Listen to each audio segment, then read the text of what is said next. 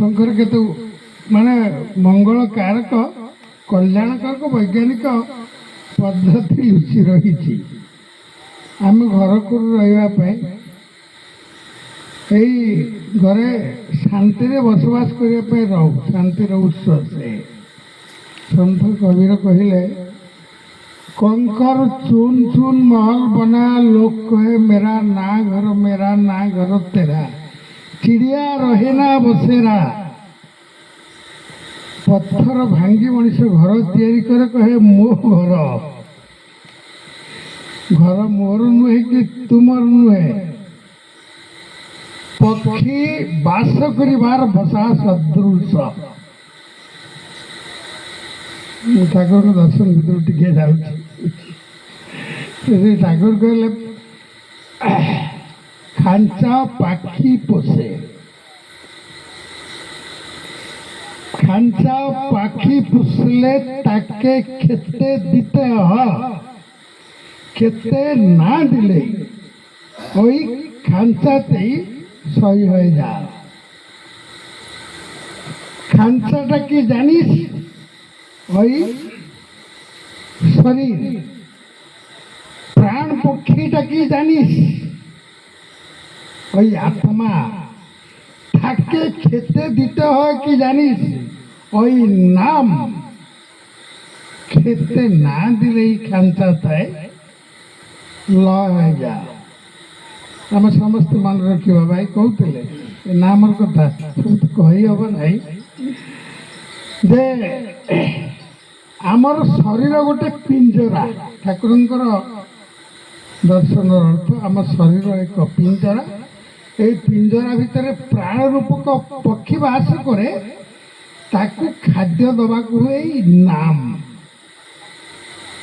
ଯଦି ଆପଣ ମନେ ପକାନ୍ତୁ ଦୀକ୍ଷା ନବା ସମୟରେ ଦବା ସମୟରେ ଆମମାନେ କହିଥିଲେ, ଆପଣମାନେ ମନେ ରଖିଥିବେ ଯେ ପ୍ରତିଦିନ ଅନ୍ତତଃ ପକ୍ଷେ 45 ମିନିଟ୍ ନାମ କରିବ।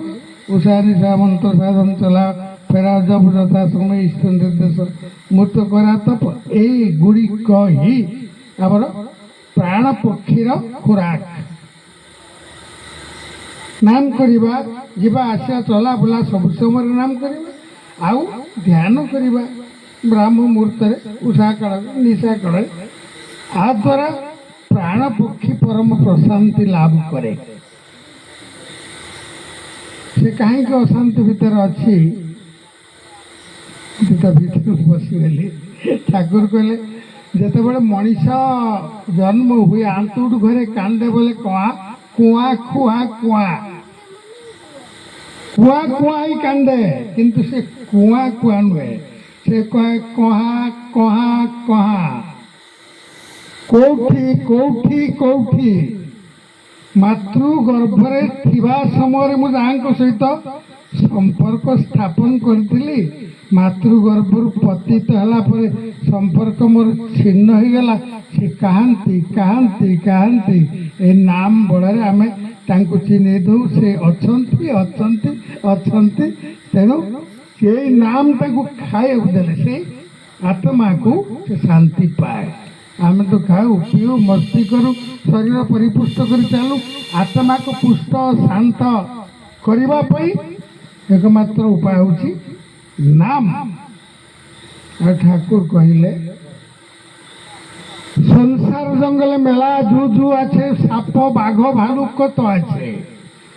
সংসার জঙ্গলে বেড়াতে গেলে বড়ই কঠিন, ওদের হাত থেকে পরিত্রাণের একমাত্র উপায় নাম। নাম শুনলেই ওরা পালিয়ে যাও, নাম শুনলেই এরা বন্ধু হয়ে পড়ে, তখন আর কামড়ায় না। কোনটা অর্থ? গাছের মূলে দাঁড়ায়, হাত তালি দিয়ে গাছের সবাই পাখি উড়ে যাও, তেমনি হাত তালি দিয়ে সংকীর্তন করলে রোগ শোক পাপ তাপ সবু উড়ে যাও। ভাই মোর নাচি কুদি আমাকে বিভোর করদে কীর্তন করি। হাত তালি ଦେଇକିନି কীর্তন কলে রোগ শোক সবু উড়ি যায়, শরীর নিরোগ ହୁଏ। ମୁଁ ତା ଭିତରୁ ଯାଉନି। ଆମର ଶରୀର ନିରୋଗ ହୁଏ, ପ୍ରାଣ ପକ୍ଷୀ ଖୋରାକ ପାଏ, ଆପଣଙ୍କର ହାର୍ଟ କ'ଣ ହୁଏ? ନିୟନ୍ତ୍ରିତ ହୁଏ। ହାର୍ଟ ରୋଗ ନିୟନ୍ତ୍ରିତ ହୁଏ, ନାନା ବୈଜ୍ଞାନିକ କାରଣ ଅଛି ଏବଂ ଠାକୁରଙ୍କ ସେ ବାଣୀ ତର୍ଜମା କରୁଛି ଯେ ସଂସାର ଜଙ୍ଗলে বেড়াতে গেলে বড়ই কঠিন। বাঘ সাপ ভালুক কত আছে, বাঘ সাপ কিয়ে? এই সংসার জঙ্গলের বাঘ সাপ কিয়ে? কাম ক্ରୋଧ লোভ মোহ মদ মাৎসর্য, এই ছটাଙ୍କ শত্রু হচ্ছেন বাঘ ভালু সাপ। রে ক্ରୋଧ ଅଛି, ହିଂସ୍ର ପ୍ରବୃତ୍ତି ରହିଛି, ସାପ କ୍ରୋଧିଟା ନୁହେଁ କି, ବାଘ ହିଂସ୍ର ନୁହେଁ କି, ଭାଲୁ ଆକ୍ରମଣଶୀଳ ନୁହେଁ କି, ଭୟଙ୍କର, ଏମିତି ତା ଭିତରକୁ ମୁଁ ଯାଉନି।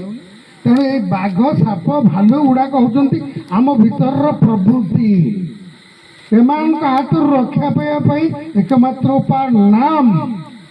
ଆମେ ଯଦି ଅନବରତ নাম করু, নাম শুনলেই ওরা পালিয়ে যাও, নাম শুনলেই এরা বন্ধু হয়ে পড়ে। নাম শুনিলে এগুলা কଣ କରନ୍ତି? ପଳାନ୍ତି, କୁଆଡ଼େ ଯିବେ? ଶରୀର ଅଛି ମାନେ ପ୍ରବୃତ୍ତି ଅଛି, ପ୍ରଶମିତ ହୁଅନ୍ତି, ଅବଦମିତ ହୁଅନ୍ତି। ଯେମିତି ପିଞ୍ଜରା ଭିତରେ ପଶୁକୁ ରଖାଯାଇଛି ସେମିତି ପିଞ୍ଜରାବଦ୍ଧ ହେଇକି ରହନ୍ତି, କୁଆଡ଼େ ଯିବେନି। ଜନ୍ମ ସହିତ ଆସିଛି, ମୃତ୍ୟୁ ପରେ ଯିବ, ସେଗୁଡ଼ା ରହିବେ, ଅବଦମିତ ହେଇ ରହିବେ।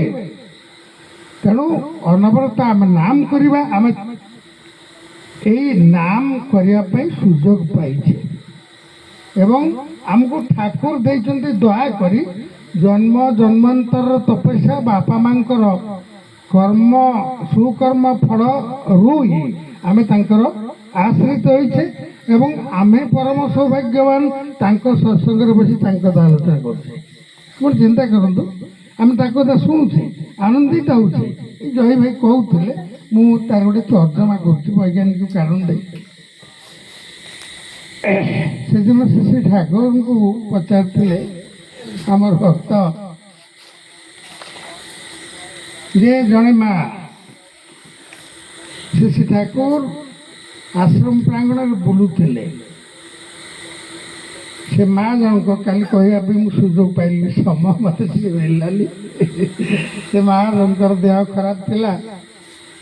ସେ ଠାକୁରଙ୍କର ପାଦ ଚିହ୍ନକୁ ଲକ୍ଷ୍ୟ କରି ସେ ମା ଧୂଳି ଆଣିକି ଦେହରେ ବୋଳିହେଲେ। ସନ୍ଧ୍ୟା ସମୟରେ ସେ ଠାକୁରଙ୍କ ପାଖରେ ସନ୍ଧ୍ୟା ପ୍ରାର୍ଥନା ସମୟରେ ପହଞ୍ଚି ଠାକୁରଙ୍କୁ ପ୍ରଣାମ କରି କହୁଛନ୍ତି, ଠାକୁର କି ଅଲୌକିକତା, ଆପଣଙ୍କର ପାଦ ଧୂଳି ମୋ ଦେହରେ ବୋଳି ଦେବା ଯୋଗୁଁ ଦୀର୍ଘ 15 ବର୍ଷର ରୋଗ ମୋର ଉପଶମ ହେଇଗଲା। ମୋ ଅଣ୍ଟା ଯେଉଁ ଧରୁଥିଲା ମୋ ଉପଶମ ହେଇଗଲା। ଠାକୁର ମୁଁ ସହଜ ଭାବରେ ଚାଲି ପଡ଼ୁଛି, ମୋତେ ଖୁବ୍ ଭଲ ଲାଗୁଛି। ଆଉ କି ଅଲୌକିକତା। ସେ ଠାକୁର କହିଲେ ଏଥିରେ ଅଲୌକିକତା କିଛି ନାହିଁ। ଶୁଣିବ, ବାଇବେଲରେ ଗୋଟେ କଥା ଅଛି, ଯୀଶୁ କହିଥିଲେ, thy faith with made thee heal। ଦେଖନ୍ତୁ ଆପଣ ତା ଭିତରକୁ ପଶନ୍ତୁ। thy faith with made thee heal। ତୁମର ବିଶ୍ୱାସ ହିଁ ତୁମକୁ ଭଲ କରିଦେଲା, ମୁଁ ଭଲ କରିଲି। ଏଥର ଅଲୌକିକତା କିଛି ନାହିଁ। ତୁମେ ଦୃଢ଼ ବିଶ୍ୱାସର ସହିତ ପାଦ ଧୂଳିଟାକୁ ନେଇ ଯେତେବେଳେ ଶରୀରରେ ମାରିଲ, ତ ମନ ଭିତରେ କ'ଣ ହେଲା? ସେଇ ଭାବ ଜାଗ୍ରତ ହେଇଛି, ମୁଁ ଭଲ ହେଇଯିବି। ଏଇ ବିଶ୍ୱାସ ହିଁ ତୁମକୁ ଭଲ କରିଦେଲା। Prayer does not change God, but changes him who prays. ପ୍ରାର୍ଥନା ଈଶ୍ୱରଙ୍କୁ ବଦଳେଇ ଦିଏ ନାହିଁ, ତାର ହିଁ ପରିବର୍ତ୍ତନ ହେଇଥାଏ ଯିଏ ପ୍ରାର୍ଥନା କରେ। ଯିଏ ପ୍ରାର୍ଥନା କରେ ତାର ହିଁ ପରିବର୍ତ୍ତନ ହେଇଥାଏ। Your god cannot save you, for your true love and sincere adherence towards him must save you। ଯେ ତୁମର ଭଗବାନ ତୁମକୁ ରକ୍ଷା କରନ୍ତି ନାହିଁ, ତୁମର ପ୍ରକୃତ ଟ୍ରୁ ଲଭ୍, ସିନସିୟର ଆଧେରେନ୍ସ, ଗଭୀର ନିଷ୍ଠା ହିଁ ତୁମକୁ ରକ୍ଷା କରେ। କେତେ ବାସ୍ତବ କଥା, ଅଲୌକିକତା କିଛି ନାହିଁ। ଆପଣଙ୍କର ନିଷ୍ଠା ଆପଣଙ୍କୁ ଭଲ କରିଦେବ, ଗଭୀର ବିଶ୍ୱାସ ହୋଇ ଆପଣଙ୍କୁ ଭଲ କରିଦେବ। ଏଥିରେ ଅଲୌକିକତା ନାହିଁ। ଠାକୁର 2-3ଟା କଥା କହିଲେ। କହିଲେ ଦେଖ ଏକ ପ୍ରକାରର ସଙ୍ଗୀତ ବାଜିଲେ